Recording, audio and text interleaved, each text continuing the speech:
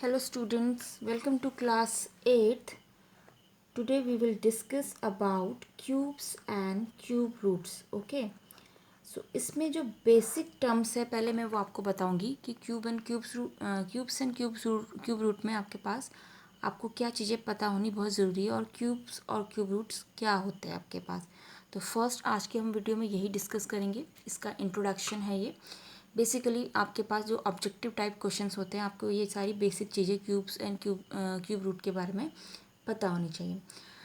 तो अब फर्स्ट हमारा जो इसका फैक्ट होता है, पहला फैक्ट मैं इसको पूरे सीरियल वाइज आपके पास लिखूंगी, आप इसको नोट कर सकते हैं। सबसे फर्स्ट हमारे पास जो फैक्ट होता है आप उसे नोट कर सकते हैं। If we multiply a number by itself 3 times, अगर हम किसी नंबर को मल्टीप्लाई करें उसी अपने वो नंबर अपने आप से ही मल्टीप्लाई हो रहा है 3 टाइम्स में। लाइक सपोज मैंने कोई नंबर लिया 4 into 4 if we multiply a number by itself 3 times, 1 2 3 times आपने मल्टीप्लाई करा 4 को, तो वी गेट 4 जा 16, 16 4 जा 64। तो we can say that 4 cube is equal to 64। तो हम क्या प्रोनाउंस करते हैं इसको, 4 क्यूब। और लिखते कैसे हैं इसको 4 क्यूब को, like this. Okay, 4 cube number form में हम ऐसे लिखेंगे, न्यूमेरिक फॉर्म में, और हम वर्ड फॉर्म में से क्या बोलेंगे, 4 cube is equal to 64 which is 64। And in other way round में हम क्या लिख सकते हैं, द क्यूब रूट के लिए आप ऐसे साइन बनाएंगे। आपने इससे पहले वाले चैप्टर में स्क्वायर रूट आपने देखा होगा, स्क्वायर रूट के लिए आप सिंगल ये साइन रिप्रेजेंट करते थे, बट अब क्यूब रूट की बात कर रहे हैं तो हम यहाँ पे छोटा सा एक 3 लिखेंगे और इस तरीके से रिप्रेजेंट करेंगे। और अदर वे राउंड में हम इसे क्या पढ़ेंगे, cube root of 64 is 4। It means कि 64 का जो क्यूब रूट होता है वो कितना होता है, 4। क्या रीड करेंगे, read as cube root of 64 is 4। Means 64 का अगर आप क्यूब रूट निकालेंगे बाय प्राइम फैक्टराइजेशन मेथड तो you will get a number 4। Okay, तो ये हमारे पास फर्स्ट इसका जो फैक्ट था वो मैंने आपको क्लियर करा। हम चलते हैं अब सेकंड की तरफ। हम क्या बोलेंगे, मैंने क्या बोला था, if you multiply a number by itself 3 times, इसे हम आगे कंटिन्यू करते हैं। The product so obtain is called, आप लिखेंगे द प्रोडक्ट सो ऑब्टेन, जो हमें प्रोडक्ट मिलेगा is called the perfect cube. Okay, उसे हम क्या बोलेंगे, परफेक्ट क्यूब। यानी कि जो आपके पास ये जो प्रोडक्ट मिला ना यहाँ पे 64, तो आप 64 को क्या बोलते हो कि 64 is a perfect cube of a number 4। 64 आपका परफेक्ट क्यूब है, मतलब ये परफेक्ट आपके पास क्यूब है, यानी कि इसमें कोई ऐसा चांस नहीं है कि ये क्यूब ना हो, मतलब इसकी पॉसिबिलिटी है कि क्यूब होगा ही होगा, क्यूब है ना। अब नेक्स्ट इसके बाद सेकंड आपके पास टर्म है, आपके पास सेकंड फैक्ट मैं आपको बता रही हूँ उसका, cubes of even number are even and odd numbers are odd. Okay, second term है आपके पास, सेकंड फैक्ट हमारे पास क्या था, cubes of even numbers are even and those of odd numbers are odd. It means किसी भी even number को अगर आप लेंगे और उसका क्यूब करेंगे तो आपको इवन नंबर ही मिलेगा, और ऑड नंबर को अगर आप लेंगे तो ऑड नंबर का जो आपके पास क्यूब होगा वो ऑड मिलता है। स्क्वायर रूट के केस में बिल्कुल डिफरेंट था, आप किसी भी इवन नंबर का जब स्क्वायर रूट करते थे, जैसे सपोज मैंने कोई इवन नंबर लिया, आपके पास 6 का स्क्वायर रूट कितना आता था? 36 इवन ही आता था। 4 का 4 4 जा 16 इवन ही आता था। बट ऑड नंबर के केस में आपने देखा होगा, अगर आप कोई ऑड नंबर लेते थे, सपोज का स्क्वायर रूट करना, सपोज आपने 5 लिया, तो उसमें क्या क्या होता था स्क्वायर रूट के केस में? 5 5 जा 25। और सपोज आपने कोई और अदर ऑड नंबर लिया, तो 7 7 जा 49। उस केस में भी आपके पास यही सेम आपकी प्रॉपर्टी रहती थी, ठीक है। डिफरेंट कुछ नहीं होता था, सेम होता था आपके पास cube of even number. Similarly even number, इसमें क्यूब के केस में भी आपके पास सेम यही रहेगा, ओके। नेक्स्ट जो बहुत इंपॉर्टेंट टर्म है, ये आप इसको अगर अपने माइंड में सेट कर लेंगे तो बहुत इजी रहेगा आपके लिए क्वेश्चंस करना, सेलेक्ट करना है, या आप बोल सकते हो कि किसी भी चीज़ को जज करना कि ये क्यूब रूट है कि नहीं। If the digits in the ones place of a number 0 1 4 5 6 and 9, अगर किसी नंबर की डिजिट इससे एंड हो रही है, वंस प्लेस में ही तो आपका नंबर एंड होता है ना। सपोज मेरे पास कोई नंबर है 21, 21 की वंस प्लेस कौन सी है आपके पास? ये वंस प्लेस होती है, और ये हमारे पास टेंस प्लेस होती है ना। अगर इसकी वंस प्लेस में, किसी नंबर की वंस प्लेस पे ये नंबर्स आपके हो, कौन कौन से? 0 1 4 5 6 और 9, then its cube will end in the same digit. तो इसके जो क्यूब होंगे ना, वो इन्हीं जो ये नंबर आपके पास है इसी नंबर पे एंड होंगे। जैसे आपने मोस्टली देखा होगा कि सपोज मैं आपके पास कोई नंबर लूँ 7, 7 का जब हम क्यूब करते हैं ना, 7 का क्यूब क्या होता है? 7 इंटू 7 का क्यूब हमने करना है, तो 7 इंटू 7, 7 को 3 टाइम आपको मल्टीप्लाई करना पड़ेगा। 7 7 जा 49, एंड 49 7 जा कितना होता है? करके देखिए, 7 4 28, 28 और 6 आपके पास हो जाएगा 243। तो देखो इसकी एंड कितना हुआ, आपने 7 का क्यूब करा तो आपको क्या मिला? 3 मिला।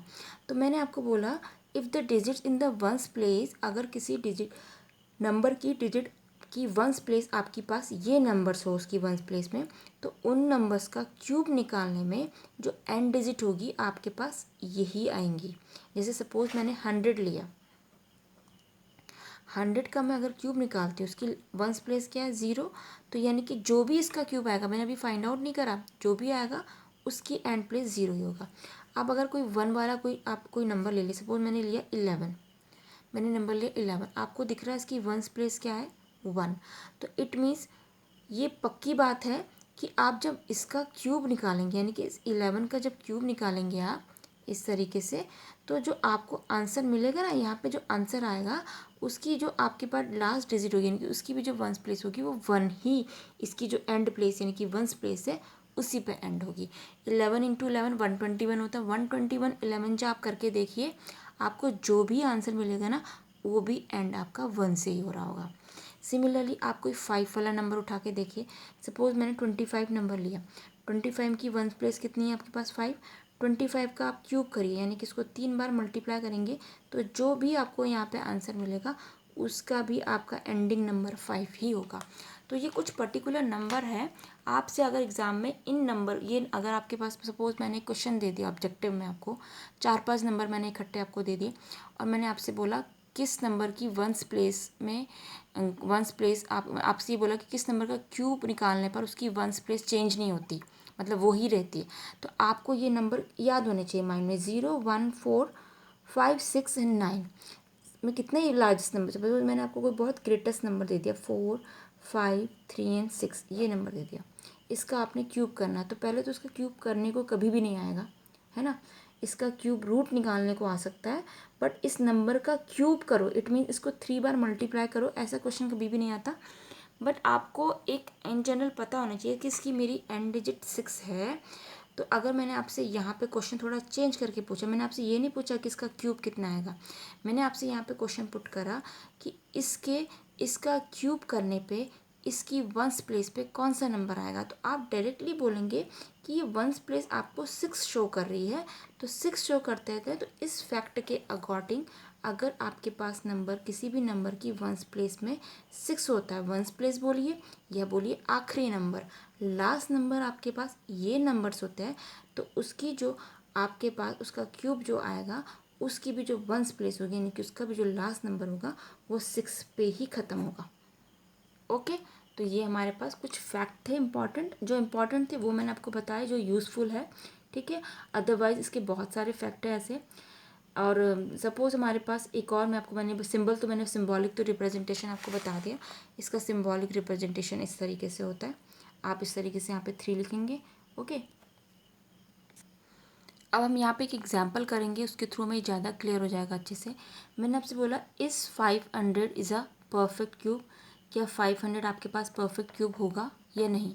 आप कैसे चेक करते हो किसी भी नंबर को कि वो परफेक्ट क्यूब है कि नहीं? मतलब 500 मतलब किसी एक सिंगल नंबर को अगर हम 3 बार मल्टीप्लाई करें तो क्या कोई ऐसा नंबर है जिसका 3 बार मल्टीप्लाई करने में हमें 500 नंबर मिल सकता है?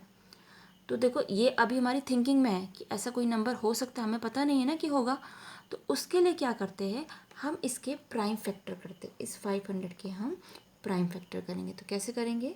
सबसे पहले लीस्ट नंबर लेते हैं, स्मॉलेस्ट नंबर 2, 2 2 जा 4, 2 5 जा 10, 0, 2 1 जा 2, 2 2 जा 4, 2 5 जा 10। फिर अब ये 2 से डिवाइड नहीं होगा 5 से। मैंने क्या करा, 2 को 500 से डिवाइड करा, 250 आ गया। 2 को 250 से डिवाइड करा, 125 आया। अब 125 लास्ट नंबर ऑड नंबर आ गया, तो या तो ये 3 से होगा या 5 से। 3 से ये नहीं होगा, आप करके देख लीजिए। डायरेक्ट मैंने 5 से करा। 5 2 ज़ा 10, 5 5 ज़ा 25, 5 5 ज़ा 25, 5 1 ज़ा 5। हम इसको डिवाइड करते चले गए। ओके, आई थिंक ये आपको बहुत इजीली आता होगा प्राइम फैक्टर निकालना। क्लास 7th में भी आपने करा है और square and square root chapter में भी आपने किया होगा। तो ये बताने की ज़रूरत नहीं है, जस्ट मैं इनको डिवाइड कर रही हूँ। आप डिवाइड रफ में कर सकते हैं, जिन बच्चों को प्रॉब्लम होती है डायरेक्टली लिखने में वो डिवाइड कर सकते हैं। ओके, 2 को 500 से डिवाइड करिए आप तो 250 आंसर आएगा। 2 को अगेन 250 से डिवाइड करिए तो 125 आपका क्वेश्चन आएगा। 5 को आप 125 से डिवाइड करेंगे तो again 25, and 5 divided by 25 is 5, and 5 divided by 5 is 1। तो we get a prime factor of this number. क्या मिले हमें? 2 इंटू 2, 5 इंटू 5 इंटू 5। अब यहाँ पे देखो, मैंने आपको कुछ बताया था कि परफेक्ट क्यूब होने के लिए किसी भी नंबर को 3 बार वो मल्टीप्लाई आपस में होना चाहिए। तो देखो ये नंबर यहाँ से तो ये 5 जो नंबर है वो 3 का आपके पास ट्रिपलेट बना रहा है। इसको ट्रिपलेट बोलते हैं। क्या है ये? आपके पास ट्रिपल्स बना रहा है। इसको ट्रिपल्स कह लो या ट्रिपलेट बोल दो, है ना। तो यहाँ पे आपके पास क्या कर रहा है, ये ट्रिपल्स है। यहाँ पे 5 का तो ट्रिपल्स है, बट यहाँ पर 2 जो है वो सिर्फ 2 टाइम आया है, 3 बार नहीं आया है। तो इट मीन्स आप इस केस में आप क्या बोलोगे, रीज़न क्या लिखोगे? आप बोलोगे 2 क्रॉस 2 रिमेन आफ्टर ग्रुपिंग, यानी कि ग्रुपिंग करने के बाद 2 क्रॉस 2 रह गया। कैसे है आपके पास? मतलब आपके पास ये ट्रिपल नहीं बन पाया, है ना। तो आप इसमें सीधे से आप क्या लिखेंगे? 500 is not a perfect square, because perfect cube, sorry square नहीं बोलेंगे, not a perfect cube because here 2 is 2 into 2 it is incompleted. ठीक है, ये इनकम्प्लीटेड है टू फॉर्म अ ट्रिपल्स, मतलब ट्रिपल बनाने के लिए ये बिल्कुल इनकम्प्लीट है। आप है टू मेक अ ट्रिपल बनाने के लिए आपके पास इनकम्प्लीट है। सो 500 is not a perfect cube. Okay,